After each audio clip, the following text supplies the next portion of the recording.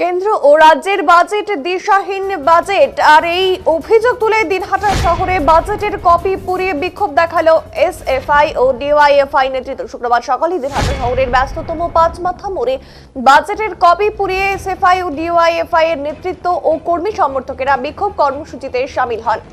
এদিন সেখানে উপস্থিত ছিলেন ডিওয়াইএফআই এর পক্ষে শুভ্রলোক দাস, উজ্জ্বল গুহ, এসএফআই এর পক্ষে আবির দেব সহ আরো অন্যান্য নেতৃত্বরা।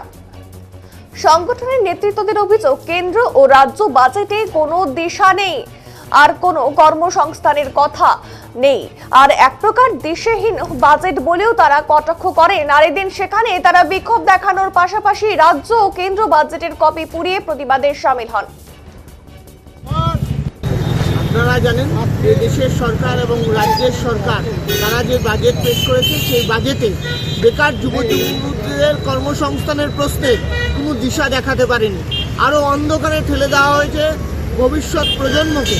তার প্রতিবাদে শিক্ষা খাত সহ মানুষের রুজির প্রশ্নে যে ব্যয় বরাদ্দ বাড়ানোর কথা, সে পথে না হেঁটে দেশের কর্পোরেট পুঁজিপতিদেরকে আশ্বস্ত করবার জন্য তাদের জন্য যে বাজেট প্রণয়ন করা হয়েছে তার বিরুদ্ধে যুদ্ধ ঘোষণা করে এবং সাধারণ মানুষকে সে সম্পর্কে সচেতন করবার মধ্য দিয়ে আমরা আজকে কেন্দ্রীয় এবং রাজ্য উভয় বাজেট পোড়ানোর মধ্য দিয়ে আমাদের বিক্ষোভ কর্মসূচি সংগঠিত করেছি। আমরা আসলে এসএফআই এবং ডিওএফআই দিনহাটা লোকাল কমিটির উদ্যোগে আজকে এখানে সমবেত হয়েছি, কারণ আপনারা সকলেই জানেন যে আমাদের রাজ্য এবং কেন্দ্র সরকারের বাজেট ইতিমধ্যেই পেশ হয়েছে, কিন্তু আমরা দেখতে পাচ্ছি চমকের মোড়কে এই বাজেট পেশ হয়েছে।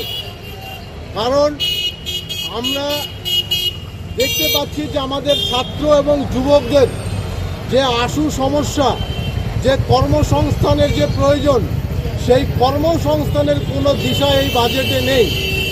এবং তার উপরে যে আকাশ ছোঁয়া দ্রব্যমূল্য বৃদ্ধি, কৃষকদের ফসলের যে ন্যায্য দাম এবং কৃষকদের সারের যে হারে দাম বৃদ্ধি পেয়েছে, বীজের যে হারে দাম বৃদ্ধি পেয়েছে, তার কোনো সেই সমস্ত নিবারণের কোনো ভূমিকা এই বাজেটে নেই।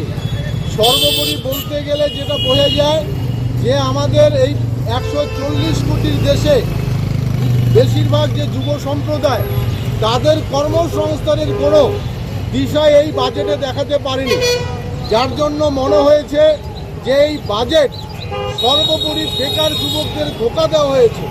যার জন্য আমরা এসএফআই এবং ডিওএফআই এর পক্ষ থেকে আমরা আজকে এখানে প্রতিবাদে শামিল হয়েছি।